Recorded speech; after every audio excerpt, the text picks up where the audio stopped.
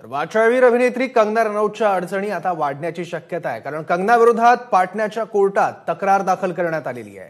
राष्ट्रीय लोक समता पक्षाने कंगनाच्या ट्विटवर आक्षेप व्यक्त करत थेट न्यायालयात दाद मागितली आहे। राष्ट्रीय लोक समता पक्षाचे अध्यक्ष उपेंद्र कुशवाहा यांचा अपमान केल्याचा दावा पक्षाच्या कार्यकर्त्यांकडून करण्यात आला आहे।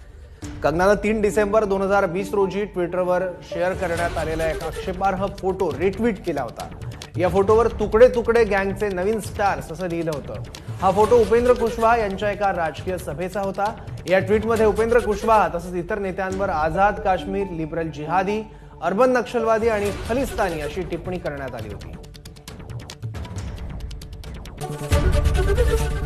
एबीपी माझा, उघडा डोळे बघा नीट।